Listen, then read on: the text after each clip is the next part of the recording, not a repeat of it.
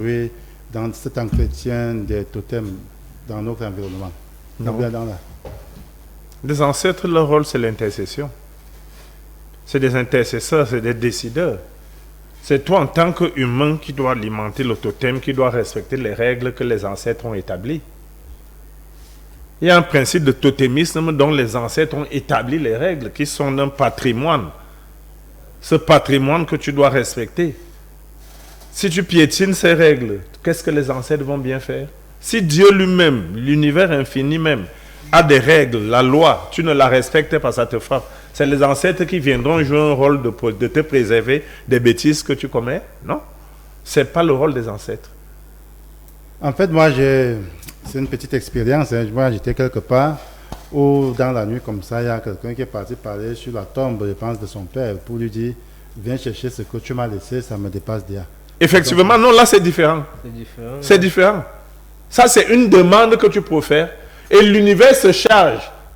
Si ce que tu dis à sa place est vrai, si c'est quelque chose qui peut-être te gêne, l'univers va se charger, les ancêtres vont jouer le rôle d'intercesseur et tu vas trouver quelqu'un qui va t'aider à résoudre ce problème pour renvoyer cela à la source. Ça, c'est différent.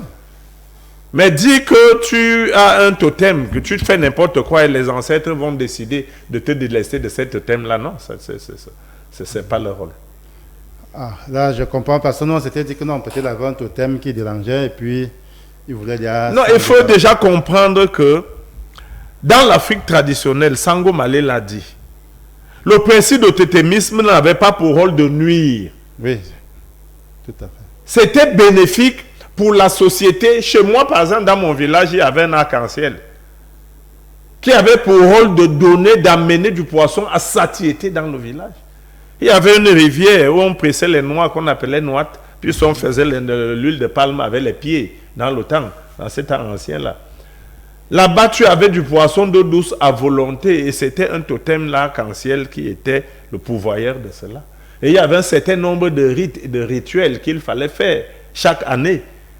Quand les religions sont arrivées, on a négligé ces rites et ces rituels. Ça a disparu aujourd'hui. Pour avoir du poisson, il faut souffrir. Il faut aller acheter le poisson surgelé et autres. Tout simplement parce que les gens ont négligé ces réalités endogènes. Tout simplement. Est-ce que les ancêtres, s'ils avaient ce pouvoir, ils auraient pérennisé cela? Parce que l'objectif, le rôle des ancêtres, comme Dieu, c'est de te voir épanoui et de te voir bien. Mais ils ne vont pas piétiner la loi.